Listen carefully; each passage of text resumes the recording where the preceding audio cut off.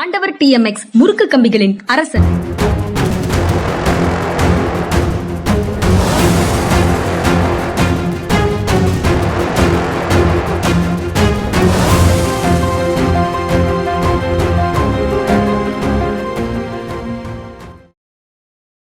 வணக்கம். இது மனிதா மனிதா. சார் வணக்கம் சார். வணக்கம்ங்க. வணக்கம்.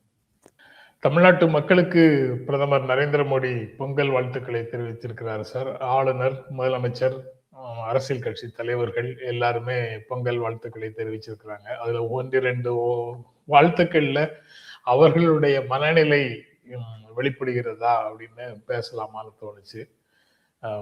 பிரதமர் மனிதனின் உழைப்புக்கும் இயற்கையின் இசைவுக்கும் இடையே உள்ள நெருங்கிய தொடர்பை இந்த சிறப்பு வாய்ந்த பண்டிகை நமக்கு நினைவூட்டுகிறது அப்படின்னு, இந்த தைத்திருந்தால் அனைவரின் வாழ்விலும் அபரிதமான செழிப்பு, வெற்றி மற்றும் நல்ல ஆரோக்கியத்தை கொண்டு வரட்டும்னு ஒரு ஆர்டர் சொல்றாரு சார். செழிப்பு, வெற்றி, நல்ல ஆரோக்கியம் அப்படின்னு சொல்றாரு. எப்படி பார்க்கிறீங்க? இல்ல, எல்லாருமே அவங்கவங்க கருத்தை தான் சொல்லியிருக்காங்க பொங்கல் வாழ்த்துன்னு. பிரதமர், ரவி, அதுக்கப்புறம் முதலமைச்சர் உட்பட எல்லாருமே என்ன சொல்லியிருக்காங்க அப்படிங்கிறது முக்கியம். இவர் என்ன சொல்லியிருக்காரு, இந்தியா உலகின் மூத்த மொழியாக உள்ள தமிழ் இந்தியாவில் இருக்கிறது என்பதை பற்றி பெருமைப்படுகிறேன் அப்படின்னு சொல்லியிருக்காரு. வரவேற்க தகுந்தது. அதாவது தமிழ் இந்தியாவுக்கு சொந்தமான ஒரு மொழின்னு முதல் தரமா சொல்லியிருக்காரு. அதை வரவேற்க தகுந்தது நிச்சயமா. அப்ப இந்தியாவுக்கு சொந்தமான ஒரு மொழியை இந்தியா முழுவதும், சம்ஸ்கிருதத்தை எப்படி இந்தியா முழுவதும் பாராட்டுகிறார்களோ, சீராட்டுகிறார்களோ, அதுபோல் தமிழையும் இவங்க பாராட்டணும், சீராட்டணும். வாய் வார்த்தையால் மட்டும் நின்றக்கூடாது. இது வரைக்கும் வாய் வார்த்தையால் தான் நின்றுருக்காரு. இதுவும் வாய் வார்த்தையோட தான் போயிடும். அதுல சந்தேகமே இல்லை. நீங்க சொல்றது அவர் பேச்சுல முக்கியமான, வாழ்த்துல முக்கியமான பகுதி. உலகின் பழமையான மொழியான தமிழின் தாயகமாக இந்தியா திகழ்வதில் நாம் பெருமிதம் கொள்கிறோம் அப்படின்னு சொல்லியிருக்கிறதாக அந்த டிரான்ஸ்லேஷன் இருக்குது. ஆமா. முதலமைச்சர் நாடெங்கும் மகிழ்ச்சி பொங்கல் அமைய வாழ்த்துக்கள் அப்படின்னு சொல்லியிருக்கிறாரு. மகிழ்ச்சி, சமூகத்தின் எல்லா பகுதியினரும் மகிழ்ச்சியாக இருப்பதற்கான வேலைகளை அரசு செய்திருக்குது, அதனால நீங்க மகிழ்ச்சியாக கொண்டாடுங்கள்னு சொல்றாரு. அரசு ஊழியர்களுக்கு உறுதியளிக்கப்பட்ட ஓய்வூதியம் கொடுத்திருக்கு. கல்லூரி மாணவர்களுக்கு கணினிகள் கொடுத்திருக்குதாங்க. தூய்மை பணியாளர்கள், செவிலியர்கள் என்று பல்வேறு தரப்பினருடைய போராட்டங்களும் முடிவுக்கு வந்திருக்குது. அவர்களுடைய நீண்ட நாள் கோரிக்கைகள் நிறைவேற்றப்பட்டிருக்கிறது. இந்த மாதிரி அரசு ஒவ்வொருவருடைய பிரச்சனைகளையும் பார்த்து செயல்படுவதால நீங்க இந்த பொங்கலை மகிழ்ச்சி பொங்கலாக கொண்டாடுங்கள்னு சொல்றாரு. ஏற்கனவே சமத்துவ பொங்கலாக இதை கொண்டாடுறத சொல்லியிருக்கிறாங்க. அது தலைமைச் செயலகத்துல ஊழியர்களோடு சேர்ந்து சமத்துவ பொங்கலாக கொண்டாடவும் செய்திருக்கிறார். முதலமைச்சருடைய வாழ்த்தை எப்படி பாக்குறீங்க சார்? ஆமா, அவங்களுடைய ஆழ்ந்த நம்பிக்கை, ஒருங்கிணைந்த வளர்ச்சி, எல்லோருக்குமான வளர்ச்சி, அதை ஒரு ஃபீல் பண்ணி. இதுல சமத்துவ பொங்கல் கொண்டாட பத்தி வானதி சீனிவாசன் அம்மையார் கொஞ்சம் கேலி பண்ணி பேசியிருந்தாங்க. என்ன முஸ்லீம் எங்க பொங்கல் கொண்டாடுவாங்க அப்படின்னு சொல்லி கேலி பண்ணி பேசியிருந்தாங்க. பொங்கல் ஒரு ரிலிஜியஸ் ஃபங்க்ஷன் கிடையாது. நீங்க எவ்வளவுதான் முயற்சி பண்ணாலும் அது ரிலிஜியஸ் ஃபங்க்ஷன் கிடையாது. அது சொசைட்டல் ஃபங்க்ஷன், சமுதாய விழா. அது இவரு சொன்னார்ல, நான் நேற்று சொன்ன முடியரசன், உழுவார்கரம் உயர்வாய் வர உலகோர் முயல் திருநாள். அது உழுவார்கழை பிழி பாகுடன் முறியா முனை அரிசி குழைவாய் அமுதுணவாய் அதை குலமாதர்கள் தருநாள். எல்லா குலமாதர்களும் தருநாள். நான் இதுல சென்ட் மேரிஸ்ல ஸ்டூடெண்ட் வந்ததுதான் முதல் தரம் போப்பாண்டவர் ஒரு அறிக்கை விட்டிருந்தார் உலகம் பூராத்துக்கும். உலகத்தில் உள்ள எல்லா கிறிஸ்தவர்களுக்கும் அவர் சொன்னாரு, அந்தந்த ரீஜன்ல உள்ள சமுதாய விழாக்களில் பங்கெடுத்துக் கொள்ளுங்கள். ரிலிஜியஸ் ஓவர்த்ரோன் இல்லாத எந்த பழக்க வழக்கங்களையும் ஏற்றுக்கொள்ளுங்கள். இப்போ ரோமன் கேத்தலிக்ஸ் பார்த்தீங்கன்னா பெண்கள் பொட்டு வச்சிருப்பாங்க. இப்போ என் கூட ஷீலா கொரையரா படிச்சாங்க. She was Roman Catholic. அவங்க ரொம்ப அழகா பொட்டு வச்சு தான் வகுப்புக்கு வருவாங்க. அப்போ இது ஒரு சமுதாய பழக்க வழக்கம். இதுல எங்க ரிலிஜன் வருது? பொங்கல் ஒரு சமுதாய விழா. அப்போ இதுல சமத்துவ பொங்கல் கொண்டாடுறதுல என்ன தப்பு வந்தது? இதுலயும் பிடிச்சி எதுக்கு ரிலிஜனை பத்தி? எங்க பார்த்தாலும் இந்துத்துவா கொண்டு வந்துடணும், மக்களை பிரிச்சிடணும். அதுதான் அவங்களுடைய நோக்கம். ஆனா அது நடக்கக்கூடாது. மக்கள் பிரிவிடக்கூடாது. மக்கள் மகிழ்ச்சியின் அடிப்படையில், அனைவருக்குமான மகிழ்ச்சியின் அடிப்படையில், அனைவருக்குமான வளர்ச்சி என்ற தத்துவத்தின் அடிப்படையில் ஒன்று சேர வேண்டும் அப்படின்னு நினைக்கிறது கம்யூனிசமும் சரி, இவங்களும் சரி, திராவிட கட்சிகளும் சரி, இவங்களுடைய நோக்கம். அவ்வளவுதான். ஓஹோ! முன்னாள் முதலமைச்சர் ஓபிஎஸ் வந்து உழவர்கள் உட்பட அனைவருடைய வாழ்விலும் ஏற்றங்கள் உருவாக இல்லங்களில் பொங்கல் பொங்க வாழ்த்துக்கள் இறைவனை வேண்டுகிறேன்னு சொல்றாரு சார். அவரு என்னையும் சேர்த்துக் கொள்ளுங்கள் அப்படின்னு சொல்ற மாதிரி இருக்குது. உழவர்கள் உட்படன்னு ஒரு சொல்ல போட்டிருக்கிறது. ஒரு ஒரு ஏக்கம் துணிக்குது. எனக்கு ஒரு பொங்கல் வேணும் கொண்டு எளிமையான மனிதர். நல்ல மனிதர். ஆனா நல்ல பாவம் மனிதர் அரசியல்ல எளிமை. வந்து ஆமா. அரசியல் சூதுகளில் வெல்லாதவர். சார் சூதுகளில் வெல்லாதவரா? இல்ல அவர் வந்து உறுதியான முடிவெடுக்காமல் நம்பக்கூடாதவர்களை நம்பியதால் வந்த பிரச்சனையா? ஆமா. அது அல்லது அரசியல் சூதல் தான் வெல்லல. நம்பக்கூடாதவர்களை நம்புவது வந்து அரசியல் சூதல் வந்து நுழைஞ்சிடுச்சு. அங்க நுழைஞ்சா நீங்க அந்த கேம் விளையாடணும். அந்த கேம் விளையாடுறதுக்கு முடியலன்னா போயிரணும். அது பாவம். அஞ்சுவது அஞ்சாமை பேதமை தானே சார். யார பார்த்து ஆமா. பயப்படணுமோ அவங்கள பார்த்து பயந்து தானே ஆகணும். ஆமா. பயப்படணும். அஞ்சுவது அஞ்சாமை பேதமை. காலம் கருதி இடத்தார் ஒரு இன்னொரு குறள் உண்டு. ஞாலம் கருதினும் கைகூடும். அப்ப கைகூடும். எந்த நேரத்துல எதை செய்யணும்னு தெரியணும்ல. அதுவும் முக்கியம் இல்ல. நீ வள்ளுவரை கோட் பண்ணி தப்பிச்சிடலான்னு பாத்தீங்கன்னா, வள்ளுவர் எல்லாத்துக்கும் சொல்லியிருக்காரு.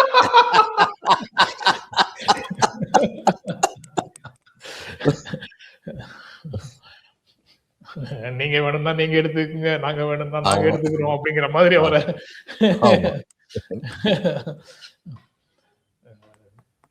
திருமாவளவன் அவருடைய வாழ்த்தும் புரிந்து கொள்ள வேண்டியதாக இருக்குது. தமிழ்நாட்டு மக்களின் மகத்துவம் சிதைவுறாமல் அது மென்மேலும் செம்மையுறவும் பாதுகாக்கவும் தை முதல் நாளான பொங்கல் திருநாளில் உறுதியேற்போம் அப்படின்னு சொல்றாரு. தமிழ் மக்களின் மகத்துவம் சிதைவுறாமல் மென்மேலும் செம்மையுற அப்படின்னு சொல்றாரு சார். செம்மையுற பாதுகாக்க அப்படின்னு சொல்றாரு.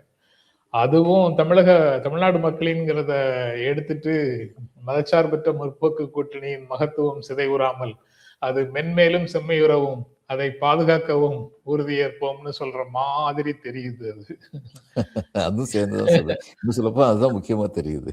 முக்கியமா தெரியுது. அதுக்கான சிதைவுறுவதற்கான ஏற்பாடுகளை கூட்டணியில் உள்ள ஒரு கட்சியின் சில பேரே செய்து கொண்டிருக்கின்றார்கள் அப்படிங்கிறதுனால. ஆனா ஒண்ணு சொல்றேங்க, ரொம்ப முக்கியமான விஷயம். இப்ப இதெல்லாம் நம்ம பேசுறோம்ல, எனக்கு நம்ம இதெல்லாம் 40 வயசுக்கு மேல உள்ளவங்க மட்டும்தான் பேசுறோம், உணர்றோம்னு தெரியுது. அது கீழே உள்ள ஜெனரேஷனுக்கு இதை பத்தி எந்த ஒரு பிரக்ஞையும் இருக்கிற மாதிரி எனக்கு தெரியல. அவங்க அதுதான் நம்ம நம்ம வீடியோவை பார்க்கவே மாட்டேங்கிறாங்களே சார். இல்ல நம்ம முன்னாடி ஆமா, பெரிய பிரச்சனை சரி. அதுதான். செட் ஜெனரேஷன் சொல்றாங்க. இவங்களுக்கெல்லாம் இது எதை பத்தியுமே ஒரு பிரச்சனை இல்லை. இப்ப நானும் வந்து பிரச்சனை என்னுடைய இல்லைன்னு வயசுல 15 வயசுல 16 வயசுல எல்லாம் வந்து எனக்கு அரசியல் தெரிஞ்சிருந்தது. அரசியல் புரிதல் முழுமையா இல்லாம இருந்துச்சு. அந்த வயசுல முழுமையான அரசியல் புரிதல் கிடையாது. ஆனா எனக்கு அரசியல் தெரிஞ்சிருந்தது அந்த நேரத்துல. இன்னைக்கு உள்ள ஜெனரேஷனுக்கு அது இல்லை. அரசியல் தெளிவுங்கிறதே இல்லை. இப்ப நானும் என்னுடைய வீட்லயும் நாளிதழ் இருந்தது. அப்புறம் ஜீவா தொடர்பான புத்தகங்கள் நிறைய இருந்தது. சாந்தி, சரஸ்வதி அப்படின்னு நெல்லை பகுதியில் இருக்கக்கூடிய அனைத்து முற்போக்கு இலக்கியங்களுடைய பத்திரிகைகளும் இருந்தது. அது எல்லாம் நீங்க விரும்பினாலும் விரும்பாட்டாலும் வீட்டுக்குள்ள இருக்கிறதுனால படிச்சுதான் ஆகணும். படிக்கிறதுக்கான வாய்ப்பு இருந்தது. அதனால கொஞ்சம் கொஞ்சமா அதை பற்றி புரிந்து கொள்ள முடிந்தது. ஆனா இன்றைக்கு இருக்கக்கூடிய சூழல்ல அவர்களுக்கு பிரக்ஞை இல்லைன்னு சொல்ல முடியுமா? அவங்களுக்கு வேறு சில விஷயங்கள்ல இருக்குது. அதை தாண்டி எந்த விதமான பிரக்ஞையும் அவர்களுக்கு வந்துவிடக் கூடாதுன்னு சில 10 ஆண்டுகளாக சமூகம் அவர்களுக்கு கற்பித்து கொடுத்திருக்கிறது. அது அது எல்லாத்தையும் நம்ம விட்டுட்டு இவங்களை வந்து எதுவும் புரியாமல் இருக்கிறார்கள் அப்படின்னு சொல்லிட முடியுமாங்கிற கேள்வி. இல்ல அது அந்த 75ல வந்து தமிழ்நாட்டை பொறுத்த மட்டும் தமிழ்நாட்டு மக்கள் வந்து ஒட்டுமொத்தமா வந்து மிஸ்ஸஸ் காந்திக்கு ஓட்டு போட்டதுக்கு அடிப்படை காரணம் எமர்ஜென்சினால நிறைய நல்லது நடந்துச்சு. பசங்க ஸ்ட்ரைக்கே பண்றதில்ல. காலேஜுக்கு ஒழுங்கா போறாங்க. இப்போ ஸ்ட்ரைக்கே பண்ணாம ஒழுங்கா போறதுதான் நோக்கம். அப்ப இன்னைக்கு உள்ள இளைஞர்களுக்கு வந்து ஒரு ஐடில போய் ஜாயின் பண்ணணும். ஐடி வேலை கிடைக்கணும். இன்னும் கொஞ்ச நாள் கழிச்சு இது குறையும். ஏன்னா H1B விசா உள்ளவங்க அத்தனை பேரையும் அடிச்சு விரட்டிட்டு இருக்காங்க அமெரிக்கால இருந்து. H1B விசா உள்ள பசங்க வந்து அமெரிக்கால இருந்து இங்க வர்றதுக்கு வந்து இப்ப கவலைப்படுறாங்க, பயப்படுறாங்க. ஏன்னா இங்க வந்தா மறுபடியும் போறதுக்கான விசா இவங்க கொடுக்க மாட்டேங்கிறாங்க. டேட் ரொம்ப தள்ளி தள்ளி போட்டு கொடுக்குறாங்க. எத்தனை இடைஞ்சல் பண்ண முடியுமோ அத்தனை இடைஞ்சல் பண்றாங்க. அந்த சூழ்நிலை வந்ததுக்கு அப்புறம் இனிமே அமெரிக்கா உள்ள மோகம் வந்து குறையும். பலவித காரணங்களால் அமெரிக்காவில் மேல உள்ள மோகம் வந்து குறையும். அமெரிக்காவுக்கே தெரியும் நம்ம வீக் ஆயிட்டோம்னு. அதனாலதான் இப்போ வந்து தடி எடுத்தவன் தண்டல்காரன்னு ஆரம்பிச்சிட்டாரு. அங்க பிடிச்சாரு. ஒரு நாட்டுல போய் அதிபரை கடத்திட்டு வந்தாரு வெனிசுலால. இப்ப அடுத்து ஐஸ்லாந்து வந்து அமெரிக்காவின் 51வது மாகாணமாக சேர்க்க கிரீன்லாந்து, சாரி, கிரீன்லாந்து வந்து அதுக்கு இது கொடுத்திருக்காங்க. பில் ஒன்று பிளேஸ் பண்ணியிருக்காரு ஒரு ரிப்பப்ளிக் பார்ட்டி மெம்பர் வந்து. அப்ப இவங்க இப்ப ரொம்ப இதா இருக்காங்க. அங்க இருக்கக்கூடிய மக்களுக்கு இவ்வளவு டாலர் கொடுத்துறோம், நாட்டை கொடுத்துட்டு நீங்க போயிருங்கன்னு சொல்றாங்க. ஆமா. அப்ப இன்னைக்கு வந்து அமெரிக்கா வந்து வீக் ஆகிக்கிட்டு இருக்கு. நம்ம இதையும் சேர்த்து வச்சுதான் பேச வேண்டியிருக்கு. அப்ப இவங்களுக்கு வந்து ஜென் ஜெனரேஷனுக்கு வந்து இப்போ வந்து அமெரிக்கா மேல உள்ள மோகம் வந்து இருக்காது. ஆனால் இன்னும் வந்து அவங்களுடைய நோக்கம் என்ன, ஒரு இந்த பாம்பேயை பத்தி சொல்லுவாங்க. பாம்பேல உள்ள ஒரு மிடில் கிளாஸ் பீப்புள் வந்து எந்த ஸ்ட்ரைக்கு எதுக்கும் போக மாட்டாங்க. ஏன்னா அவங்களுக்கு வந்து அடிப்படையாவே வந்து ஒரு 40 வயசு நான் லட்சாதிபதி, அந்நேரம் லட்சம் பெரிய அமௌண்டா இருந்தது. 40 வயசு லட்சாதிபதி ஆயிடணும். ஒரு சின்ன பிளாட்டாவது நான் வாங்கிடணும், செட்டில் ஆயிடணும். அங்க உள்ள சூழ்நிலையில வந்து அதுதான் மிகப்பெரிய தேவையா இருந்தது. இன்னைக்கு நம்முடைய இளைஞர்களுக்கு வந்து ஒரு நல்ல வேலை கிடைச்சிடணும், நல்ல என்டர்டெயின்மெண்ட் வேணும். இவ்வளவுதான் வாழ்க்கையுடைய தேவையா இருக்கு. இது அந்த நீங்க சொன்னீங்கல்ல, ஒரு காலத்துல வந்து அரசியல் தலைவர்கள் உருவானது பெரும்பகுதியும் பச்சையப்பா கல்லூரியில் இருந்தும் இது அண்ணாமலை பல்கலைக்கழகத்தில் உருவானது அரசியல் தலைவர்கள். அந்த காலத்துல வந்து ராஜேந்திரன்கிற பையன் வந்து இந்தி திணிப்பை எதிர்த்து போரிட்டதுல வந்து முதல்ல வந்து துப்பாக்கி சூட்ல இறந்தவர். அந்நேரம் நாங்க பேச்சு போட்டிக்கெல்லாம் போகும்போது ஒரு குறிப்பிட்ட கவிதையை சொன்ன உடனே பாதி ஜெயிச்சிரும். அந்த கவிதையை சொன்ன உடனே, செத்தாலும் உன்னை போல் சாக வேண்டும், செங்குருதி நெற்றியிலே கொட்ட வேண்டும், இத்தாரில் தமிழ்காக்க செத்தான் என்றே உனை ஊரார் புகழ் சொல்லி பாட வேண்டும், 10,000 கோடி மக்கள் உன்னை பாராட்டி வரலாற்றில் எழுத வேண்டும், முத்தே ராசேந்திரனே துப்பாக்கிக்கு முதற்பலியாய் போனவனே வணக்கம் சொன்னேன் அப்படின்னு ஆரம்பிக்கும் போதே பாதி ஜெயிச்சிருவோம் அந்த பேச்சு போட்டியில். அந்த அளவுக்கு மாணவர்களுக்கு வந்து ஒரு உத்வேகம் இருந்தது, ரியலைசேஷன் இருந்தது, புரிதல் இருந்தது. இன்னைக்கு அப்படி இல்லாததுக்கு அவங்கள மட்டும், நீங்க சரியா சொன்னீங்க, அவங்கள மட்டும் குறை சொல்லக்கூடாது, நம்ம தான் அதுக்கு காரணம். அது அந்த நான் திரும்ப இது வந்து எது நடந்தாலும் இவங்களை தான் குறை சொல்லுவீங்கன்னு 4 நண்பர்கள் வந்து திட்டுவாங்க, அது பரவாயில்ல. பட் அந்த லிபரலைசேஷன், குளோபலைசேஷன், பிரைவேட்டைசேஷன் அல்லது எல்பிஜி லிபரலைசேஷன், பிரைவேட்டைசேஷன், குளோபலைசேஷனுக்கு பிறகு செல்ஃப் டெவலப்மெண்ட்ங்கிற ஒரு தியரியை முன்னால வச்சு மற்ற பக்கத்துல இடியே விழுந்தாலும் திரும்பி பார்க்காதே அப்படின்னு ஒரு கல்ச்சரை வளர்த்துட்டோம்ல சார். சென்ட்ரல் சிவில் சர்வீசஸ்ல வந்து என்னுடைய நண்பர் ஒருத்தர் சொன்னாரு, இன்டெகிரிட்டி வந்து பெரும்பாலும் இப்ப நாங்க ஐஏஎஸ்ல ஜாயின் பண்ணும்போதெல்லாம் ஒருத்தர் நாணயமா இருக்காருன்னு புகழ மாட்டாங்க. ஏன்னா நாணயமா தானே இருக்கணும், அதுக்கு தனிப்பு வச்சு ஆமா அப்படித்தான் இருந்தது. ஆனா இந்த 80ல வந்து சிவில் சர்வீசஸ் எக்ஸாம்னு காமன் எக்ஸாம் கொண்டு வந்த நேரத்துல தான் இந்த பிரைவேட்டைசேஷனும் வர ஆரம்பிச்சது.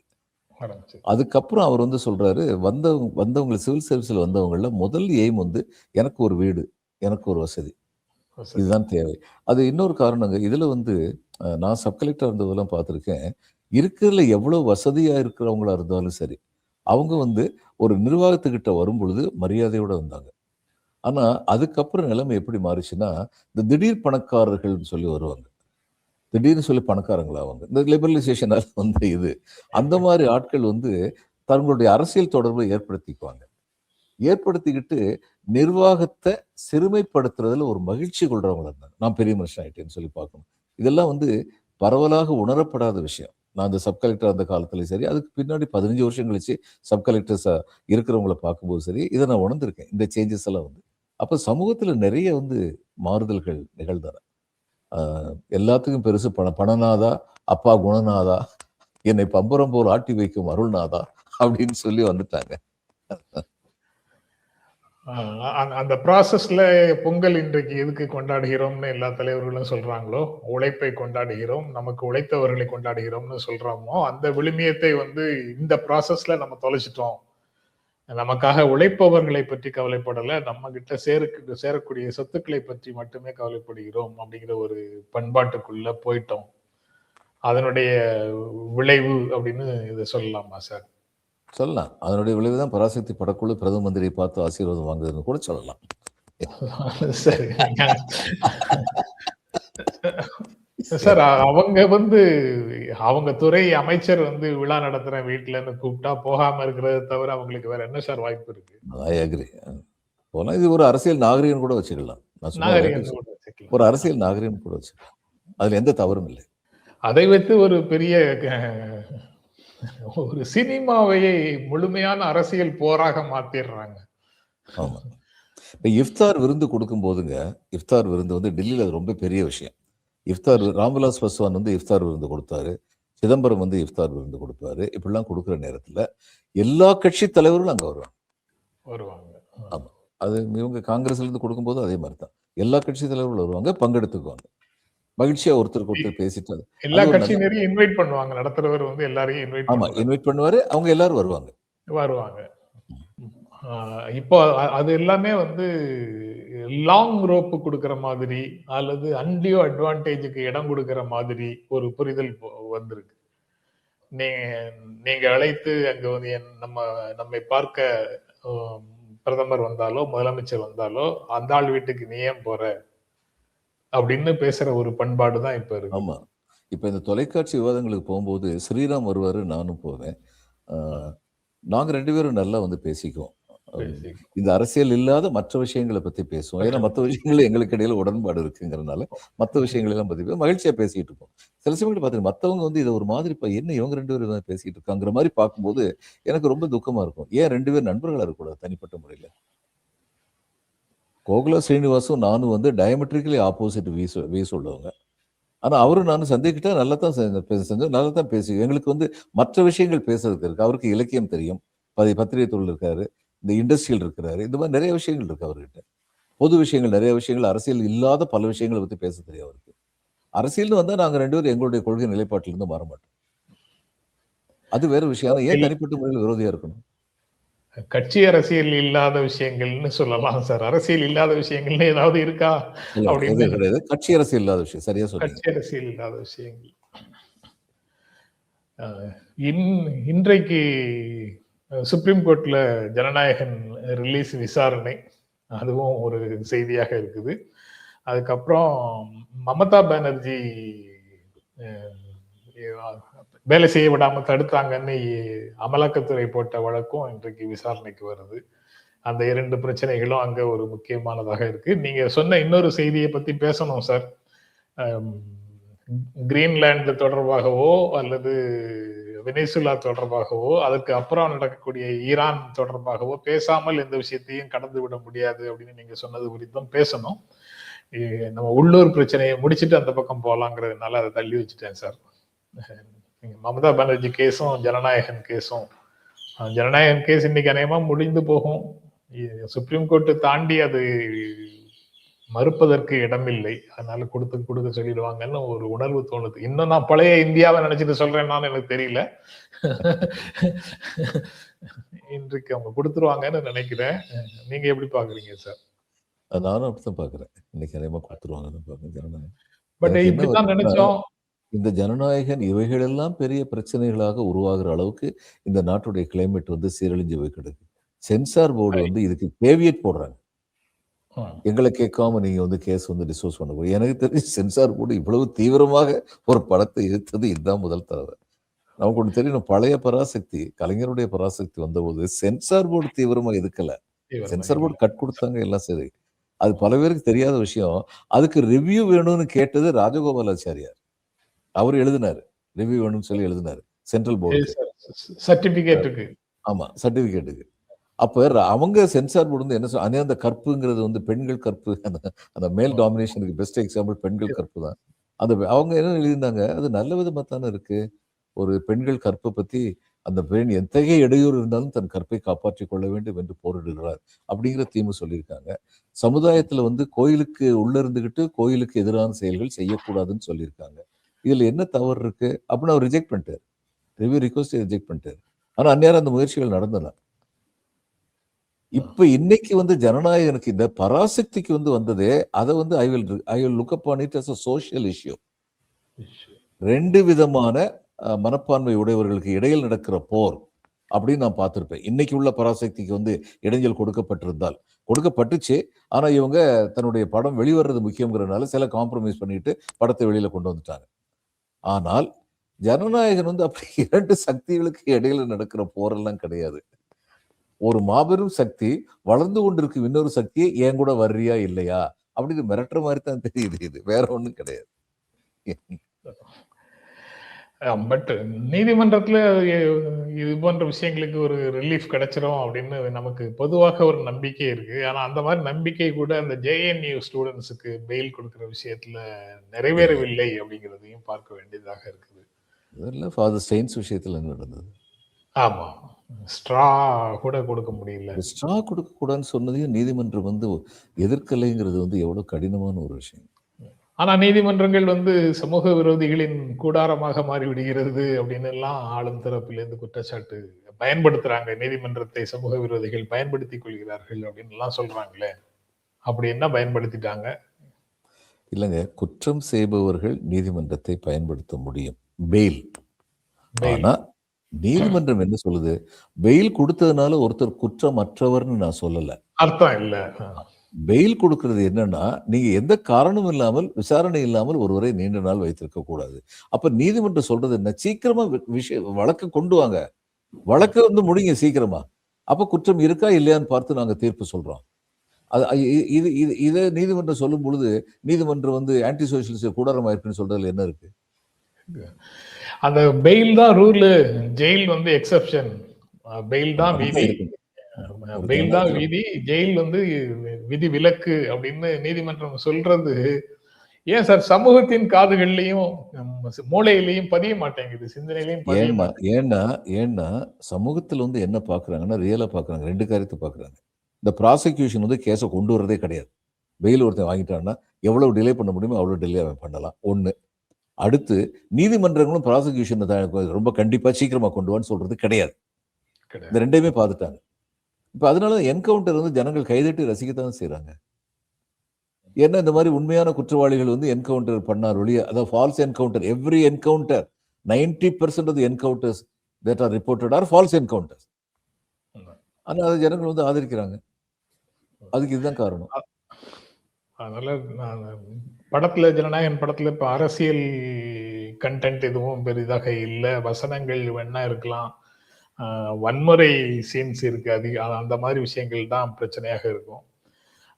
ஆனா நீங்க சொன்னதுதான் முக்கியமான செய்தி. இந்த பாரதிய ஜனதா கட்சியினுடைய ஈகோ சிஸ்டம் அவங்க வந்து கரூர் நிகழ்ச்சி நடந்த உடனேயே சொல்ல ஆரம்பிச்சிட்டாங்க, சிக்கிட்டாரு, வளைச்சு போடுங்க உங்க பக்கம் அப்படிங்கிற கருத்தை வேற வேற வார்த்தைகள்ல சொல்ல ஆரம்பிச்சாங்க. ஆனா அது வந்து நெகட்டிவ் எஃபெக்ட் கொடுக்குமா அப்படிங்கிற கேள்வி எனக்குள்ள வருது சார். நம்ம எளிய மக்கள் துன்பப்படும் போது நம்ம எளிதாக அது சரி பரவாயில்ல அப்படின்னு கடந்து போற மனசு கொண்டவர்களாக இந்த சமூகத்தை சேர்ந்தவர்கள் இருக்கிறோம். செலிபிரிட்டிஸ் துன்பப்படுவதை நம்மால பொறுத்து கொள்ள முடிகிறது இல்லை. அதனால அவரை ஓரளவுக்கு மேல சவரோட வச்சு சாத்துனா கண்டிப்பாக மக்கள் மத்தியில அவருக்கு அனுதாபம் தான் கூடும். அதுவும் வந்து அரசின் நோக்கமா அப்படின்னு ஒரு கேள்வியும் அதுல சேர்ந்து வருது. அரவிந்த் கெஜ்ரிவால் அடிங்க, ஜெயில போடுங்க, ராகுல் காந்திக்கு போற வாக்குகள் வந்து சிம்பதியில அவருக்கு போகட்டும் அப்படின்னு ஏற்கனவே ஒரு ஃபார்முலா செயல்படுத்தப்பட்டிருக்கிறது. அதே தான் இங்கேயும் நடக்குதா அப்படிங்கிற கேள்வியும் அதை ஒட்டி வருது சார். ஆமா, அது ஒரு ஸ்ட்ராட்டஜி. எதுக்காக இதை பண்றாங்கன்னு நமக்கு உண்மையிலேயே தெரியாது. அதாவது ஏன் பண்றாங்கன்னு தெரியும். திமுகவை பதவியிலிருந்து இறக்க வேண்டும் அப்படிங்கிறதுக்கு என்னென்ன ஆயுதங்கள் இருக்கோ அத்தனை ஆயுதங்களையும் கையில் எடுக்கிறாங்க. இதுல எது பலிக்கும் இன்னைக்கு வரைக்கும் அவங்களுக்கு உறுதியா தெரியாது. ஆமா, நீங்க சொன்னதுல உடனே உங்களுக்கு நீங்க சொல்லும் போது என்ன சார், திமுகவை ஆட்சியிலிருந்து இறக்கணும்னா திமுகவை தானே சார் அடிக்கணும், யாரையோ ஏன் சார் அடிக்கிறீங்க அப்படிங்கிற கேள்வி இயல்பாக மனுஷனுக்கு வருங்களா சார்? திமுகவை அடிக்கணும்னா திமுகவுக்கு கூட இருக்கிற கூட்டத்தை கலைக்கணும். திமுக கூட இருக்கிற கூட்டத்துல சில கூட்டத்தை வந்து இன்னொரு இடத்துக்கு கூட்டு போயிட்டா திமுக பலம் இழந்துரும். அதுதான் உங்களுடைய நோக்கம். திமுகவை நேரடியாக அடிக்க முடியல சார். வெளிப்படையாவே சொல்றேன், நேரடியாக அடிக்க முடியல. அவங்க பேசுற பேச்சுக்கு எதிர் பேச்சு பேச முடியல. அவங்க சொல்றாங்க எல்லாருக்குமான வளர்ச்சியை சொல்றாங்க. வெளிப்படையாக சொல்ல முடியும், இல்லை நாங்க பணக்காரங்களுக்கு மட்டும்தான் வளர்ச்சி, நாங்க அல்பபெட்ல ஏ மட்டும்தான் எங்களுக்கு தெரியும், அதானி அம்பானின்னு மட்டும்தான் தெரியும் அப்படின்னு சொல்ல முடியுமா வெளிப்படையா? பி கூட இல்லாம போச்சு சார். முன்னாடி பி கூட இல்லாம போச்சு. டீயும் பியும் தான் வந்து கோஷங்கள்ல வந்துகிட்டு இருக்கோம். இப்ப அது இல்லாம இப்ப போச்சு. டீயாவது அப்பப்போ பெயர் வருது, பி வந்து பெயரே வர்றது இல்ல. டீ வந்து பொழைக்க தெரிஞ்சிச்சு. பி அந்த அளவுக்கு பொழைக்க தெரியாம இருக்குது அதிசயமா இருக்கு. ஏன்னா அவங்களும் பொழைக்க அது தெரிஞ்சவங்களா தான் இருந்தாங்க. இதுல அதுக்கப்புறம் சார் இந்த இன்டர்நேஷனல் லெவல்ல உண்டான பிரச்சனைகள்ல 2 செய்திகள், சீனா தொடர்பான செய்திகள் இருக்கு. சீனாவுக்கான இந்திய ஏற்றுமதி 9.7% அதிகரிச்சிருக்குது அப்படின்னு ஒரு செய்தி. ம், ஆமா. அதே தினமணியில. சமயம் சீனாவிலிருந்து இந்தியாவுக்கு வர்ற இறக்குமதிகளும் அதிகரிச்சிருக்கு பெர்சன்டேஜ். ஆ. 2மே அப்ப அதிகரிச்சிருக்கு. இங்க இன்னும் இங்க வந்து பரிவார அமைப்புகள் வந்து சீன பொருட்களை பகிஷ்கரியுங்கள், புறக்கணியுங்கள், சீனாவோட எந்த உறவும் கூடாது, சீன ஆப் எல்லாம் கூட delete பண்ணுங்க அப்படின்னு எல்லாம் ஒரு பெரிய கேம்பெயின் நடத்துனாங்களே சார். ஒரு கேம்ப் நிகழ்வுக்கு பிறகு அது நடத்துனாங்கன்னா, அந்த நிகழ்வுல வந்த விளைவெல்லாம் சரி செய்யப்பட்டதா? ஒண்ணுமில்ல. அந்த கேம்பெயின் நடத்துனதே சும்மா நாம்கா வாஸ்தா. அன்னைக்கு சத்தம் போட்டாங்க. அதுக்கப்புறம் ஒண்ணும் செய்யல. அவங்களுடைய காடர்ல வந்து நிப்பாட்டிட்டாங்களா வாங்குறத. இதுல நெறைய இடியாப்ப சிக்கல் இருக்கு. அதாவது மனுஷன் வந்து கடைசியில எது சீப்பா இருக்கோ அந்த பக்கம் தான் போவாங்க. குவாலிட்டி இருக்கா இல்லையாங்கிறது யூஸ் பண்ணதுக்கு அப்புறம் தான் தெரியும். சீனாவுக்கு வந்து சாதாரண மக்களுக்கு சீப்பா சீனா குடுக்குற பல ப்ராடக்ட்ஸ் வந்து குவாலிட்டி கிடையாது. ஆனா அது வந்து திரும்ப திரும்ப யூஸ் பண்ணதுக்கு அப்புறம் தான் அது வந்து தெரியும். முதல்ல அது பக்கம் தான் போவாங்க ஜனங்கள் வந்து. அப்படி போகும்பொழுது சீன பொருட்கள நீங்க இறக்குமதிய தடை பண்ணால் ஒழிய, சீன பொருட்கள மக்கள் வாங்குறத வந்து தடை பண்ண முடியாது. இறக்குமதிய தடை பண்றதுக்கு வந்து காரணங்கள் இருக்கு. மானோபோலிங்கிறத எதிர்த்து நீங்க வந்து இது பண்ணலாம். ஆனா இந்த அரசு அத பண்ணல. பல விஷயங்கள் எல்லா விஷயங்களையும் பண்ண முடியாது. பல விஷயங்கள்ல சில விஷயங்களையாவது பண்ணலாம். ஆனா இந்த அரசு வந்து அத பண்ணல. அதனால இவங்களுக்கு வந்து உண்மையில வந்து சீன பொருட்கள் இங்க வரக்கூடாது அல்லது சீனாவுடைய இறக்குமதி இங்க வந்து குறைஞ்சிரணும்னு சொல்லி இவங்களுக்கு நோக்கம் இல்லை. அதான் உண்மை. ஆனா இந்த ஆக்கிரமிப்புக்கு இது வந்து ஆக்கிரமிப்புக்கு வைடன் எதிராக ஆயிக்கிட்டே போகுது இந்த கேப் அப்படிங்கிறது கவலைக்குரிய விஷயம். கவலைக்குரியது. அதாவது சீனாவிடமிருந்து நம்ம வாங்கக்கூடிய பொருட்கள் அதிகமாக இருக்குது. நாம இறக்குமதி செய்வது ரொம்ப அதிகமாக இருக்கு. ஆனா ஏற்றுமதி செய்வது குறைவாக இருக்கு. அந்த ஏற்றுமதியில இப்ப இன்கிரீஸ் இருக்குன்னு சொல்றாங்க, அவ்வளவுதான். அ ஆனா அந்த அந்த வர்த்தக பற்றாக்குறையும் அதிகமாகிட்டே இருக்குது. அப்படின்றது அந்த இப்படி செய்தியில இப்படி இருக்கு. இப்படி பண்ணித்தான் அமெரிக்கா வந்து இன்னைக்கு சீனாவுக்கு பயப்படுற சூழ்நிலையை சீனா உருவாக்குச்சு. பல நாடுகளுக்கு பெரிதா தேவையில்லாத போது கூட கடன குடுத்து, அந்த கடன திருப்பி கொடுக்க முடியாத சூழ்நிலைய உருவாக்கி, அந்த நாடுகள தன்னுடைய கண்ட்ரோல்ல வச்சிருக்கு சீனா வந்து. அதனால அ ஒரு எல்லாரும் புரிஞ்சுக்க வேண்டாம். திரும்ப திரும்ப சொல்றது. சீனாவின் கம்யூனிசம் வெல்லவில்லை. அதனுடைய பொருளாதார வலிமை தான் வென்று கொண்டிருக்கிறது. வென்று கொண்டிருக்கிறது. அ இதுதான் உண்மை.